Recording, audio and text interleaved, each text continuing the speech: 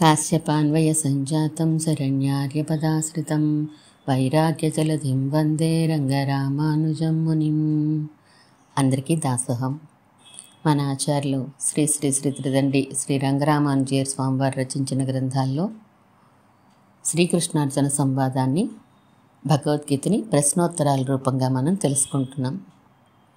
ఇందులో మనం 2వ అధ్యాయంలో 5 శ్లోకాలు పూర్తయినవి. 12 భాగాలుగా మనం తెలుసుకున్నాం. వీటిని 13వ భాగం నుంచి ఈరోజు తెలుసుకోవాలి. 12వ భాగం చివరిలో యుద్ధం వలన ఇహలోక సౌఖ్యాలు వస్తాయి అనేది కల్లా, పోనీ పరలోక సుఖాలు వస్తాయా, గురువులు చంపితే నరకం వస్తుంది కదా అంటున్నారు అని అర్జునుడు ఖచ్చితంగా చెప్పలేక, ఏది శ్రేష్టమో తెలియక అటు ఇటు ఊగిసలాడుతున్న స్థితిలో ఉన్నాడు. 13వ భాగాన్ని మనం చదువుకుందాం. శిష్యుడు గురువుని అడుగుతున్నారు, ఏది శ్రేష్టమో అంటే ఎలాగా? గురువులు మహానుభావులు అయిన వారిని ఎదిరించి యుద్ధం చేయడమో మానడమో, ఎదిరిని సంహరించడమో, భిక్షమెత్తుకుని జీవించడమో, ఇలా ఏది శ్రేష్టమో ఎరుగును అని అంటున్నాడు. గురువులు మహానుభావులు అంటే ఎవరెవరు? హి మహానుభావాన్ గురూన్ అని కలుపుకొని చెప్తే సూర్యుని వంటి తేజస్సు గల ద్రోణాచార్య, కృపాచార్యాదులు అని అర్థం. మహానుభావాన్ గురూన్ అని చెప్పినా గొప్పవారైన ద్రోణాచార్యాది గురువులు అని అనుకోవచ్చు. గురువులను వేరుగా, మహానుభావులను వేరుగా గుర్తించదలిస్తే భీష్మ, సోమదత్త, బాహ్లిక, భూరిశ్రవ, శల్యాదులను మహానుభావులుగాను, ద్రోణ, కృపాదులను గురువులుగాను సంభావిస్తున్నాడు అని అనుకోవచ్చు. ఏది శ్రేష్టమో ఎందుకు తెలియడం లేదంటాడు? ఆయన అన్నమాటనే చెప్పుకుందాం. నచైతద్విద్మహాకతరన్నో కరీయో యద్వా జయేమా యది వా నో జయేయుః యానేవ హత్వా న జీజీవిషామః తేవ స్థితాః ప్రముఖే ధార్తరాష్ట్రాః. అంటే న కతరత్ గరీయః ఏతత్ న విద్మః జయేమ యద్వా న విద్మః యది వా జయేయుః న విద్మః యాన్ హత్వా న జిజీవిషామః తే ధార్తరాష్ట్రాః ఏవ ప్రముఖే అవస్థితాః అని అన్వయించుకోవాలి. అర్థం చెప్పండి. మనకు ఏది శ్రేష్టమో దానిని తెలుసుకోలేకుండా ఉన్నాము. మనం గెలుస్తామో తెలియదు, వారే గెలుస్తారో తెలియదు. ఎవరిని చంపి మనం బ్రతకాలని అనుకోమో వారందరూ చంపడమో చావడమో అని ఎదురుగా నిలబడున్నారు. ఓ భలే రీజనింగ్ తీస్తున్నాడన్నమాట. అవును, యుద్ధం చెయ్యాలా మానాలా, ఏది శ్రేష్టం? మానడమే శ్రేష్టం అనుకో, పద వెనక్కి వెళ్ళిపోదాం. యుద్ధం చేయడమో శ్రేష్టం అనుకో, జయిస్తామా ఓడిపోతామా? ఓడిపోతామనుకో, ఇంకెందుకు యుద్ధం, పద వెనక్కి వెళ్ళిపోదాం. గెలుస్తామనుకో, గెలిచి ఏం చేస్తాం? ఈ భోగాలను అనుభవించాలి కదా. ఎవరితో కలిసి అనుభవించాలి? దుర్యోధనాదులతో కదా. వారందరూ చనిపోతేనే కదా మనకి భోగాలు. ఇంకెందుకు భోగాలు, యుద్ధమును, పద వెనక్కి వెళ్ళిపోదాం. దుర్యోధనాదులతో కలిసి కాదుగా అనుభవించడం, వారు చూసి బాధపడేటట్లుగా నా వాళ్లతో అనుభవించాలి కదా అంటావా? ఆ దుర్యోధనాదులు చావనే చూస్తూ ఉంటే ఇంకా నా భోగాల్ని చూసేదెవరు? ఇంకెందుకు యుద్ధం, పద వెనక్కి వెళ్ళిపోదాం. ఇలా రకరకాలుగా యుద్ధం అవసరం లేనట్లుగా తేల్చాలని చూస్తున్నాడు అర్జునుడు. ఆర్గ్యుమెంట్లు బాగానే ఉన్నట్లున్నా ఎక్కడో ఏదో డొల్లతనం కనిపిస్తోంది. అస్థాన స్నేహ కారుణ్యాల వలన వచ్చింది అది. అంటే ఓ కంపెనీ ఉందనుకుందాం. కస్టమర్స్ వచ్చిపోతూ ఉంటారు. వారి కోసం 5 కౌంటర్లు సిద్ధంగా ఉన్నాయి. ఒక్కో కౌంటర్లో ఒక్కో రకం సర్వీసు. కస్టమర్లు వచ్చి అడిగినా లేదా చెప్పిన దానిని కౌంటర్లో క్లర్కులు అందుకొని ఆ 5 కౌంటర్లకి అందుబాటులో ఉండే ఆఫీసర్ గారికి తెలియపరుస్తారు. ఆ ఆఫీసర్ గారు, ఆయన దగ్గర పెద్ద కంప్యూటర్ ఉంటుంది. క్లర్కులు తెలియపరిచిన విషయానికి సంబంధించిన అన్ని వివరాలను కంప్యూటర్లోంచి సేకరించి మేనేజర్ గారి దగ్గరికి పంపుతాడు. మేనేజర్ గారు వాటిని చూసి పరిస్థితులకి అనుగుణంగా ఒక నిర్ణయం తీసుకుని తన దగ్గర ఉన్న 5 బంట్రోతులకు చెప్తారు. ఆ బంట్రోతులు 5 ఆ పనులని పూర్తి చేస్తారు. అర్థమైందా? అర్థమైంది. కానీ అర్జునుడికి ఈ కంపెనీకి ఏం సంబంధమో తెలియలేదు. అర్జునుడికి కంపెనీకి సంబంధం ఉండి చెప్పలేదు. ఉదాహరణ, అర్జునుడి మనస్సు ఆ సమయంలో ఎలా ఉన్నదో చెప్పడం ప్రారంభించే ముందు అసలు ఎవరిదైనా మనస్సు అంటే ఎలా ఉంటుందో చెప్తున్నాను. అలాగా? చెప్పండి. ఇందాక చెప్పిన కంపెనీలో మేనేజర్ అంటే మన బుద్ధి, మేధాశక్తి. ఆఫీసర్ అంటే మనస్సు. పెద్ద కంప్యూటర్ అంటే చిత్తము. కౌంటర్లో క్లర్కులు అంటే జ్ఞానేంద్రియాలు. బంట్రోతులు అంటే కర్మేంద్రియాలు. కస్టమర్లు అంటే బయటి విషయాలు. ఓహో, ఇంకొంచెం వివరించండి. యాపిల్ పండు అనే విషయం కౌంటర్లోకి వచ్చిందనుకుందాం. అంటే చక్షురింద్రియం అనే క్లర్క్ దగ్గరికి వచ్చి నేను యాపిల్ పండుని అని చెప్పింది. చక్షురింద్రియం ఆ విషయాన్ని మనసుకు అందిస్తుంది. ఎర్రగా ఉన్నది, మరీ మెత్తబడలేదు, కానీ కొద్దిగా ఒక మచ్చ ఉన్నది. ఇలా లభించినన్ని వివరాలతో ఆఫీసర్ దగ్గరికి చేరగానే ఆ ఆఫీసరు అంటే మనస్సు కంప్యూటర్లో వెరిఫై చేస్తాడు. కంప్యూటర్ అంటే చిత్తం కదూ, అంటే అది వరకటి విషయాల జ్ఞాపకాలు. ఎప్పుడైనా ఇదివరకు యాపిల్ పండును చూసామా? చూస్తే ఎప్పుడు ఎలా ఉంటుంది? రుచిగా ఉంటుందా? తినవచ్చా?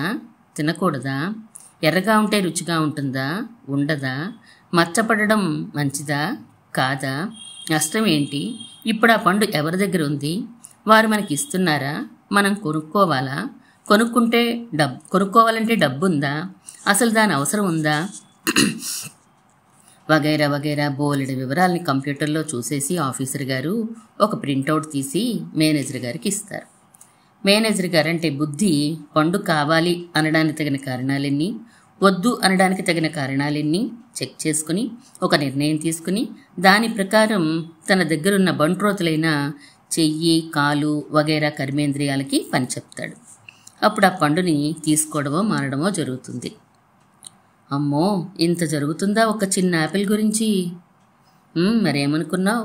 ఒక చిన్న యాపిల్ గురించే కాదు, ఒక దోమ వాలినా సరే ఎంత చిన్న విషయం, కన్ను, ముక్కు, చెవి, నాలుక, చర్మం అనే జ్ఞానేంద్రియాలు విడివిడిగా కానీ ఉమ్మడిగా కానీ సప్లై చేసినా ఇంత ప్రాసెస్ జరగాల్సిందే. నిర్ణయం జరగాలంటే అంతా సెకండ్లో 100వ వంతు సమయంలోనే జరిగిపోతూ ఉంటుంది. మరి తప్పుడు నిర్ణయాలు రాకూడదుగా, మరి వస్తూనే ఉంటాయిగా. మరి మనస్సు అనే ఆఫీసర్ కంప్యూటర్లో అంటే చిత్తంలో చెక్ చేసి సంబంధించిన ఇన్ఫర్మేషన్ అంతా ఇవ్వకుండా కొంతే ఇచ్చాడనుకో, అప్పుడు ఆ మేనేజర్ నిర్ణయం తప్పైపోవచ్చు. నిర్ణయం తీసుకోవడానికి ఊగిసలాడవచ్చు. అలాంటిది జరిగిందన్నమాట అర్జునుడి విషయంలో ఇప్పుడు. అవును, సరిగ్గా అదే జరిగింది. అర్జునుడికి మనసులో స్నేహం, కారుణ్యం అనే భావాలున్నాయి. అవి ఏ సమయంలో ఉపయోగించాలో ఆ సమయంలో ఉపయోగిస్తే బాగానే ఉంటుంది. కానీ కూడని సమయంలో వాటిని స్మరిస్తే, ఉదాహరణ చెప్పుకున్నాగా, వైద్యుడు ఆపరేషన్ చేసే సమయంలో కత్తితో కోయడమా శరీరాన్ని అని జాలిపడితే కూడని సమయంలో జాలిపడినట్లే అని. నీళ్లలో పడ్డ నాణెం సరైన స్థానంలో కాక పక్కకి జరిగి ఉన్నట్లుగా ఎలా కనిపిస్తుందో అలా తప్పుడు భావనలు కలుగుతాయి. ఇంకొంచెం వివరణ కావాలి. అర్జునుడికి మనస్సులో ఈ క్షణంలో జరిగిన ప్రాసెస్ ఏమిటంటే, ఆఫీసర్ గారు కంప్యూటర్ స్క్రీన్ మీద వివరాలను సంపాదించి వ్రాసుకుంటూ అవసరం లేని రంగుటద్దాలున్న కళ్ళజోడు వాడాడు. దాంతో ఒకే రకమైన వివరాలు వచ్చాయి, కానీ రెండో రకం వివరాలు రాలేదు. అందువలన మేనేజర్ గారు తప్పుడు నిర్ణయం తీసుకుని ఊగిసలాడారు. ఎలా? కూడని సమయంలో జాలి పడడం అనే కళ్ళజోడు వాడడం వలన ఆ సంబంధం అంటే జాలి సంబంధం అయిన ఇన్ఫర్మేషన్ మాత్రమే చిత్తం కంప్యూటర్ ఇచ్చింది, కానీ మిగిలిన వాటిని ఇవ్వలేదు. అందుచేతనే అర్జునుడి ఆర్గ్యుమెంట్లు బాగానే ఉన్నా డొల్లతనం తోచింది నీకు. వివరణ బాగుంది, కానీ ఈ విషయాన్ని అర్జునుడు గ్రహించాడా లేక మనమే అర్థాలు చెప్పేసుకుంటున్నామా? గ్రహించాడు, ప్లస్ తర్వాతి శ్లోకంలో అన్నాడు కూడా ఆ విషయాన్ని. సాధారణ మానవులందరూ మనసుతో తన్మయత్వం చెందిపోయి ఉంటారు కనుక పొరపాట్లను చట్టుకుని గ్రహించలేరు. అయితే అర్జునుడు సుశిక్షితుడైన ధీశాలి, ధర్మరాజు మొదలగు వారి వద్ద చిరకాలము మెసిలినవాడు కనుక పై మాటలన్నీ అనేసిన వెంటనే స్ఫురించింది అతనికి ఏదో పొరపాటు జరగబోతోందని. నాలుగు కరుచుకున్నాడు. క్షణంలో కర్తవ్యం గోచరించి అంటున్నాడు ఇలా. ఎలా అన్నాడు? కార్పణ్య దోషోపహత స్వభావః పృచ్ఛామి త్వాం ధర్మ సమ్మూఢచేతాః యచ్ఛ్రేయస్యాత్ నిశ్చితం బ్రూహి తన్మే శిష్యస్తేహం సాధిమాన్ త్వాం ప్రపన్నం. అంటే కార్పణ్యదోష ఉపహత స్వభావః ధర్మ సమ్మూఢచేతాః త్వాం పృచ్ఛామి యత్ శ్రేయః నిశ్చితం స్యాత్ తత్మే బ్రూహి తే అహం శిష్యః త్వాం ప్రపన్నం మాం సాధి అని గ్రహించుకోవాలి. తెలుగర్థం: కార్పణ్యం చేత కలుషితము చేయబడిన స్వభావుడనై ఆచరింపవలసిన విషయమేదో నిర్ణయించుకోలేకపోతున్నాను. మంచి ఏదో చెప్పు, నీ శిష్యుణ్ణి శరణాగతి చేస్తున్నాను, నన్ను శాసించు. అయ్యో, చాలా మారిపోయిందే పరిస్థితి. వెనకటి శ్లోకానికి ఈ శ్లోకానికి చాలా తేడా. కృష్ణార్జునులు ఇంతవరకు సారథి రధికుడు మాత్రమే, కానీ ఇంక గురు శిష్యులు అన్నమాట. అవును, మొదటి అధ్యాయంలో తానే అధికంగా మాట్లాడాడు. అన్నీ తెలిసిన వాడిలా అర్జునుడు. ఊరుకున్నాడు కృష్ణుడు. అడగంది చెప్పడం ఎందుకులే అని. నా అపృష్ట కస్యచిత్ బ్రూయాత్ అని శాస్త్రం కదా. అడగంది ఏమీ చెప్పకూడదట. అందులోనూ ఆధ్యాత్మ విషయాలు అసలు చెప్పకూడదు.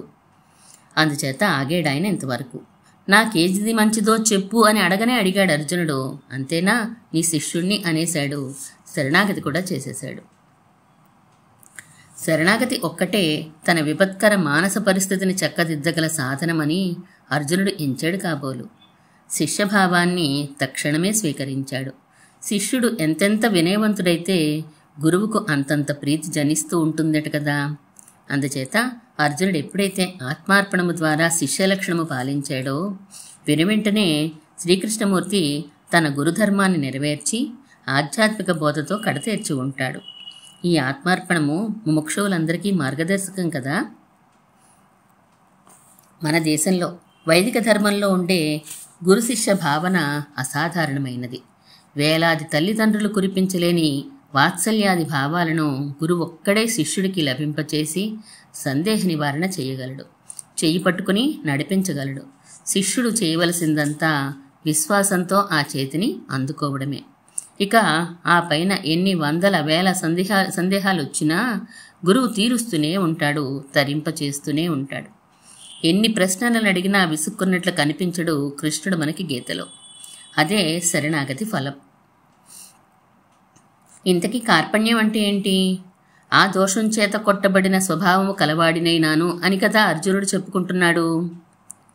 కృపణుడు అంటే లోభి, దరిద్రుడు అని మామూలుగానే అర్థాలు. స్వల్పమైన ధనక్షయాన్ని కూడా ఎవడు సహింపడో వాడు కృపణుడు.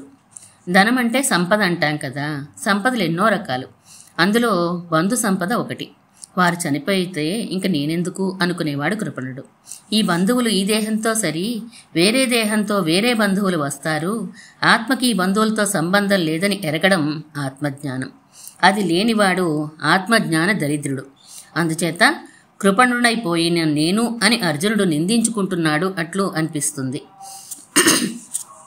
అవసరం లేదు, మీరు చెప్పిన దాన్ని బట్టి నా బంధువుల యందు గల ప్రీతి అనే దోషము చేత కొట్టబడిన స్వభావము కల నేను అని కూడా అర్థం చేసుకోవచ్చు. అయితే కార్పణ్యము అంటే బంధుప్రీతి ఒక దోషమా లోకంలో?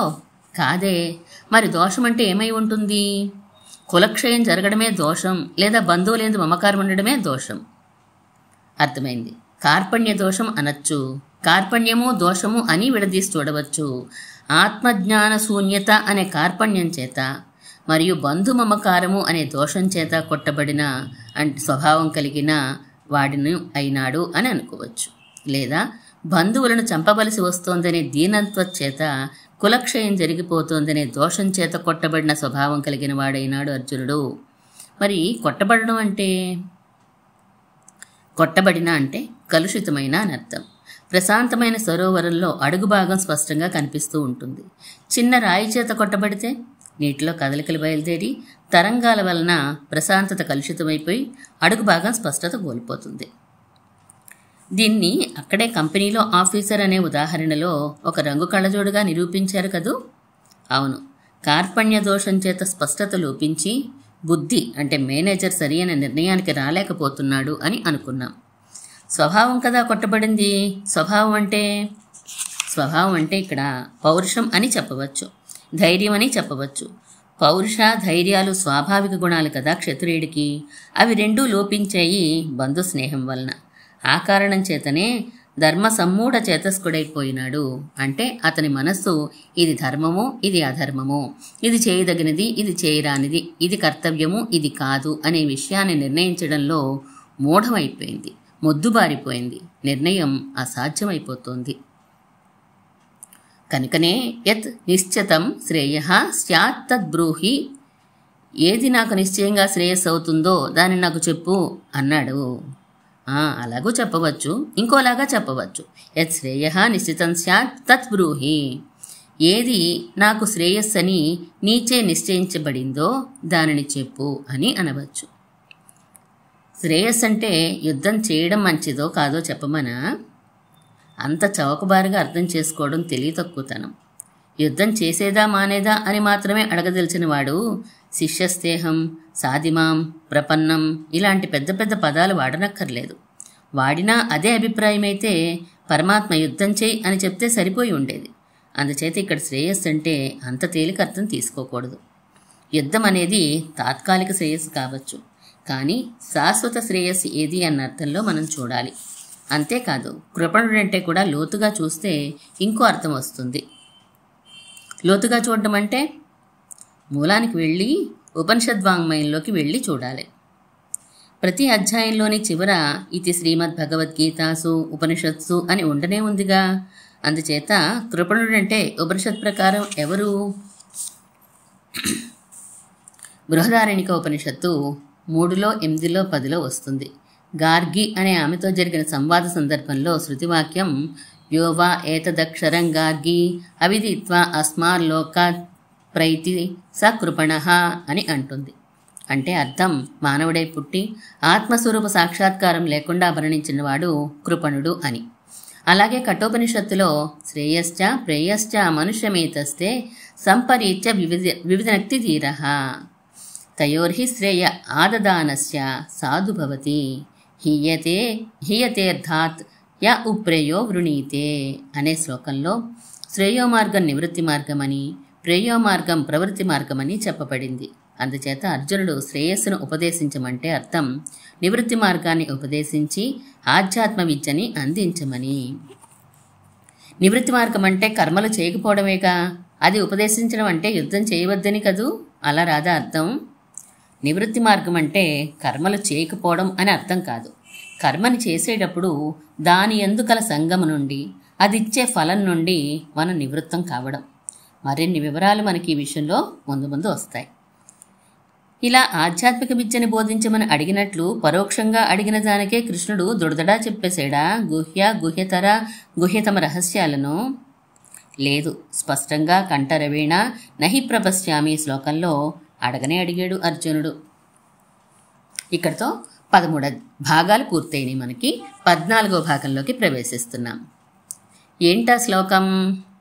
నహి ప్రపశ్యామి మమాపనుద్యాత్ యచ్చోకముచ్చోషణమింద్రియాణాం అవాప్య భూమౌ అసపత్నమృద్ధం రాజ్యం సురాణామపి చాధిపత్యం. ఈ శ్లోకాన్ని ఎలా అన్వయం చేసుకోవాలంటే భూమౌ అసపత్నం వృద్ధం రాజ్యం సురాణాం అధిపత్యంచ అవాప్య అపి ఇంద్రియాణాం ఉచ్చోషణం మమ శోకం యత్ అపనుదత్యాత్ తత్ న ప్రపశ్యామి హి. అర్థం ఏమంటే భూమి మీద శత్రువులు లేని సమృద్ధమైన రాజ్యాన్ని, దేవతల మీద ఆధిపత్యాన్ని పొందినప్పటికీ ఇంద్రియాలను శిథిలం చేసేస్తున్న నా ఈ దుఃఖం ఎలా పోతుందో తెలియడం లేదే నాకు. ఇందులో ఏవో కొన్ని విశేషాలున్నాయనిపిస్తోంది. అవును, ఉన్నాయి. ఒక నిర్వేదంతో అర్జునుడు ఈ మాటలు అంటున్నాడు. యుద్ధంలో జయాపజయాలు దైవాధీనాలు కదా. జయం లభించి శత్రురహితమైన రాజ్యం లభించినా, అపజయం లభించి వీరస్వర్గాన్ని పొందినా దుఃఖమే ఎదురేటట్లు ఉంది, కానీ సంతోషం లభించేటట్లు లేదే. మరి ఆ సంతోషం ఎలా లభిస్తుంది, దుఃఖం ఎలా పోతుంది అని అర్జునుడి మనోభావన.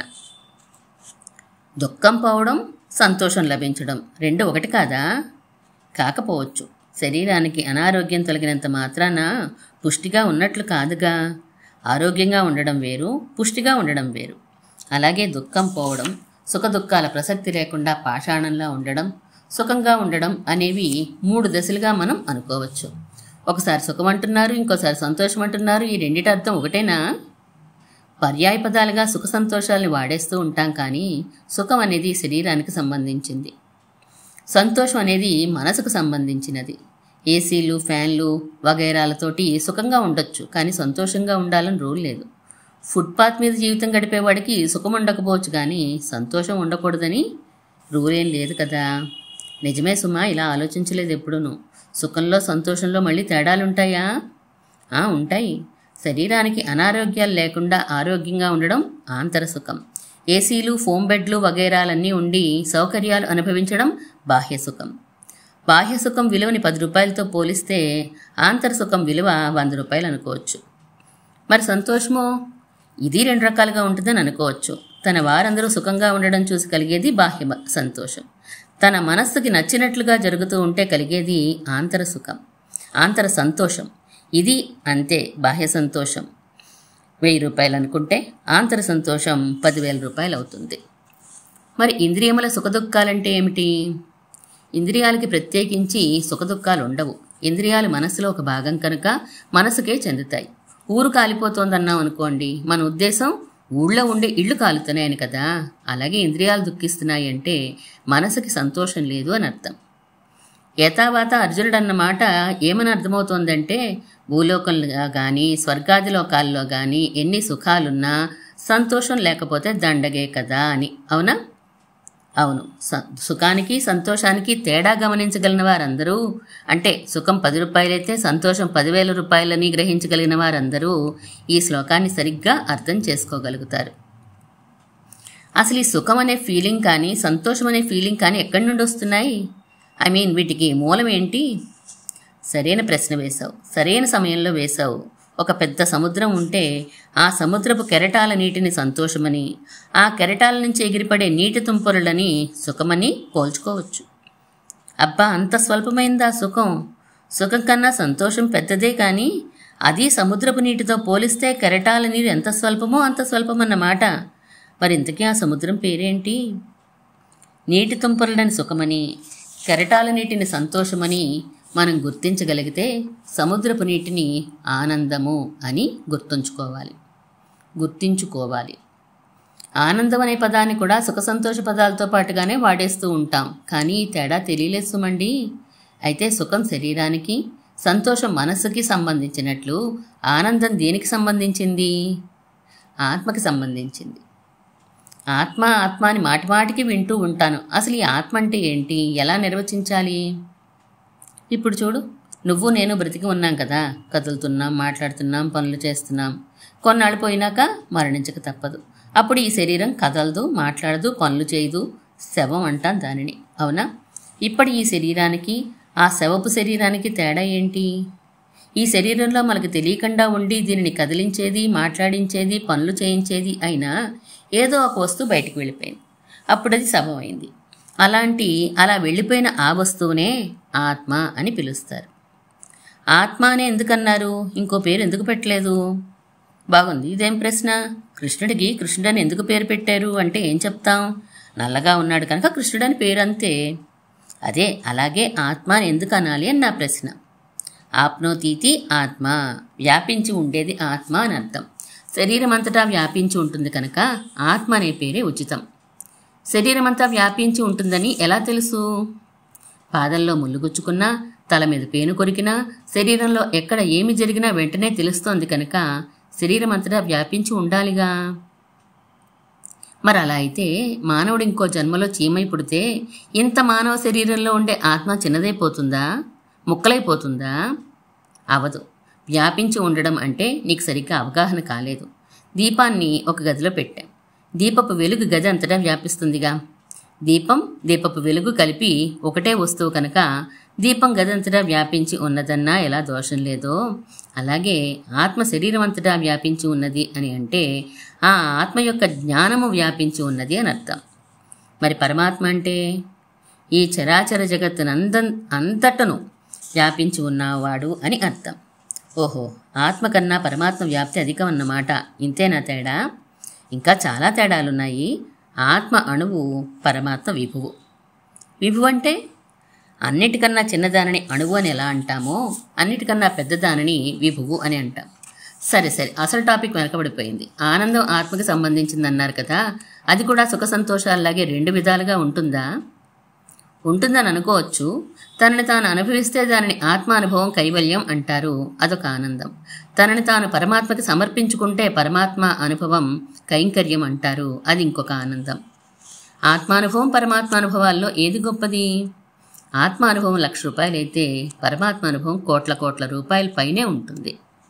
అబ్బా, అయితే సుఖం అనేదానికన్నా ఆనందం అనేది చాలా చాలా పెద్దదన్నమాట. అవును, ఈ విషయం గురించిన స్పష్టమైన అవగాహన లేకనే అర్జునుడు భూలోక రాజ్యాన్ని సురలోక రాజ్యాన్ని పొందినా దుఃఖం వెంబడిస్తే ఎలా అని అడిగాడు. అసపత్నం, రుద్ధం అని 2 విశేషణాలు ఎందుకు వేశాడు అర్జునుడు రాజ్యం అనే పదానికి? అసపత్నం అంటే శత్రువులు లేకపోవడం, రుద్ధం అంటే సంపదలతో తొలతూగుతూ ఉండడం. సంపదలు లేని రాజ్యం మీద ఎవరికీ ఆశ ఉండదు కనుక శత్రువులు ఉండరు. కానీ సంపదలు లేవే అని దుఃఖం వస్తుంది. సంపదలున్న వెంటనే శత్రువులు ఉండి తీరుతారు కనుక శత్రువులున్నారే అని దుఃఖం కలుగుతుంది. అందుచేత సంపదలు ఉండి శత్రువులు లేకపోయినా ఇంద్రియాలకి దుఃఖం కలుగుతోందే అని అన్నారు. అవును, ఎందుకు కలుగుతోంది? సుఖం అంటే సముద్ర కెరటపు నీటి తుంపరనుకున్నాం కదా, ఇది చాలా స్వల్పమైంది. స్వల్ప సమయం పాటు ఉండేది కనుక మిగిలినదంతా ఇక దుఃఖమే అవ్వాలిగా. అలా కాకుండా సముద్రం లోపలికి వెళ్ళగలిగితే అనంతమైన దానిని అనంత సమయం పొందవచ్చుగా. దానికోసం ఏం చెయ్యాలి? అదే అడుగుతున్నాడు అర్జునుడు. రాజ్యసుఖాలను ఎలా సంపాదించాలో తెలుసు, దేవతలపైన కూడా ఆధిపత్యం ఎలా సంపాదించాలో తెలుసు తన పరాక్రమం చేత. కానీ నిజమైన సుఖం బాహ్య వస్తువుల్లో లేదు. ఎంత సంపద ఉన్నప్పటికీ, ఎంత కీర్తి ఉన్నప్పటికీ, ఎంత పదవి ఉన్నప్పటికీ వస్తు అనుభవం కర్మేంద్రియాలు జ్ఞానేంద్రియాలతో కూడిన మనస్సు వల్లనే కదా వస్తుంది. అవి శోకాన్ని పొందకుండా ఉండే మార్గం ఏమిటి అని అడుగుతున్నాడు. ఆత్మ అనుభవించే ఆనందం అంటూ అడగలేదా? లేదు. మనసుకి ఆత్మకి తేడా తెలుసుకోవడం చాలా కష్టం. ఫిలమెంట్ని దాని చుట్టూ ఉన్న గాజు కుప్పెని కలిపి బల్బు అంటాం. వెలిగేది ఫిలమెంటే, గాజు కుప్పి కాదు. అయినా బల్బు వెలిగిందని అంటాం కానీ ఫిలమెంట్ వెలిగింది అని అనం కదా. ఫిలమెంట్ని ఆత్మతో పోలిస్తే గాజు కుప్పే మనస్సు అన్నమాట. ఆత్మ అనుభవించే ఆనందానికి మనస్సుకి ఉండే సంతోషానికి తేడా అంత సులభంగా తెలియదు. కనుకనే అర్జునుడు ఇంద్రియాల దుఃఖం ఎలా పోతుందో తెలియడం లేదు అని అన్నాడు. అంటే ఆయన రాజ్యం ఉన్నా లేకపోయినా ఇంద్రియాలకి మనసుకి సంతోషంగా ఉండే మార్గం చెప్పమని అడిగాడని అనుకోవచ్చా? అలా అనుకోవచ్చు. ఇంకా చెప్పాలంటే దుఃఖమే లేని మార్గం ఉందా అని అడిగాడు అనుకోవచ్చు. అబ్బో, అలా దుఃఖమే లేని స్థితి ఉంటుందా? ఎందుకుండదు? దుఃఖం లేసం కూడా లేనటువంటి స్థితినే మహానందము అని అంటారు. ముక్తిర్మోక్షో మహానంద అని డిక్షనరీ చెప్తుంది. అంటే ముక్తి అన్నా మోక్షం అన్నా మహానందం అన్నా దుఃఖలేశము కూడా లేకపోవడం అన్నీ ఒకటే అని అర్థం. ఇప్పటికి అర్థమైంది. ఈ శ్లోకంలో స్పష్టంగానే మోక్షం అంటే ఏమిటో చెప్పమని అడిగాడన్నమాట. అందుకే భగవద్గీత మోక్షశాస్త్రం అయింది, బ్రహ్మ విద్య అనిపించుకుంది. సరే, అయితే ఇలా గొప్ప పదవి ధనం ఉన్నా లేకపోయినా దుఃఖం కలిగిన స్థితి గురించి ప్రశ్నించాడు అర్జునుడు. అప్పుడేమైంది? సంజయుడు కదూ కృష్ణార్జున సంవాదాన్ని ధృతరాష్ట్రుడికి వినిపిస్తున్నాడు ఇంతవరకు. ఏవం ముక్త్వా హృషీకేశం గుడాకేశ పరంతపః నయోచ ఇది గోవిందం ఉక్త్వా తూష్ణీం బభూవః. అంటే పరంతపః గుడాకేశః హృషీకేశం గోవిందం ఏవముక్త్వా నయోత్స్యే ఇది తూష్ణీం బభూవ. అర్జునుడు యుద్ధం చేయనని గోవిందునితో చెప్పి ఊరికే ఉండిపోయినాడు అని ధృతరాష్ట్రుడితో సంజయుడు అన్నాడు. ఋషికేశుడంటే ఇంద్రియాలు నియమించేవాడని, గుడాకేశుడంటే అనవధానత నిద్ర మొదలైనవి లేనివాడని కదూ చెప్పారు. కృష్ణుడు గోవిందుడు కూడాను, అంటే వాక్కులకి అధిపతి, ఎలా మాట్లాడాలో తెలిసినవాడు. హ అని ఉంది శ్లోకంలో. అంటే సంజయుడు ఆశ్చర్యంతో విచారంతో హ అన్నాడు. అర్జునుడికి తగని చోట శోకం కలిగిందే అని, భూభారాన్ని తగ్గించాలని శ్రీకృష్ణుడు అర్జునుడిని నిమిత్తమాత్రంగా చేస్తూ ఉంటే అర్జునుడు యుద్ధం చేయనంటున్నాడే అని విచారం. ఒక మోక్షశాస్త్రం అవతరించడానికి త్వరగా ఎన్ని హంగులు సమకూడుతున్నాయో అని అర్థం. ఆశ్చర్య కూడా పడుతున్నాడు. ఇప్పుడింక ఆధ్యాత్మిక శాస్త్రం అవతరించబోతోందా? అవును. కూడని చోట స్నేహాన్ని కరుణని పొందిన అర్జునుడు తన స్వభావాన్ని విడిచినవాడై క్షత్రియుడికి ధర్మం అయిన యుద్ధాన్ని అధర్మం అనుకుంటూ వ్యాకులత చెంది శరణాగతి చేయగా శ్రీకృష్ణుడు ఆత్మస్వరూపాన్ని పొందే మార్గాన్ని ఉపదేశిస్తే తప్ప అర్జునుడి వ్యాకులత ఉపశమించదు అని తలచి ప్రారంభించబోతున్నాడు అధ్యాత్మ శాస్త్రాన్ని. అక్కడే ఆ యుద్ధరంగంలోనే అక్కడే ఆ విషయమే సంజయుడు ధృతరాష్ట్రుడితో వివరిస్తున్నాడు. తమువాచ హృషీకేశః ప్రహసన్నివ భారత సేనయోరువయోర్మధ్యే విషీదంతమిదం వచః. హే భారత అంటే ఓ ధృతరాష్ట్ర, హృషీకేశః ఉభయోః సేనయోః మధ్యే విషీదంతం ప్రహసన్నివ ఇదం వచః ఉవాచ. కృష్ణుడు రెండు సేనల మధ్య విచారంతో ఉన్న అర్జునుని చూసి నవ్వుతున్నట్లుగా ఇలా అన్నాడు అని అర్థం ఈ శ్లోకానికి. పాపం, పిల్లికి చెలగాటం ఎలక్కి ప్రాణ సంకటం అన్నట్లు కృష్ణుడు నవ్వడం ఏంటి ఆ సమయంలో అర్జునుడిని చూసి? నవ్వలేదు, నవ్వడం ఉచితం కాదు. ప్రహసన్ అంటే నవ్వుతూ అని అర్థం. ప్రహసన్ ఇవా అన్నారు, నవ్వుతూ ఉన్నట్లుగా అని అర్థం. నవ్వుతాలు మాటలు ఎంత సులభంగా అంటారో అంత సులభంగా గహనమైన వేదాంత విషయాలు ఆత్యంతము సులభ రీతిలో అర్థమయ్యేటట్టుగా చెప్పడం ప్రారంభించాడన్నమాట. గంభీరమైన వాటిని కూడా సరసంగా, సుగమంగా, అనాయాసంగా వివరించనారంభించాడు అని అర్థం. శ్రీకృష్ణుడు ఇక ప్రారంభించబోతున్నాడు మోక్షశాస్త్రాన్ని. దాని తర్వాత భాగంలో మనం తెలుసుకుందాం. శ్రీమన్మహాభూతపురే శ్రీమత్కేశవ యజ్వరః కాంతిమత్యాం ప్రసూతాయ ఇతి రాజాయ మంగళం. 14వ అధ్యాయం కూడా పూర్తి చేసుకున్నాం. 15వ అధ్యాయాన్ని రేపు చదువుకుందాం.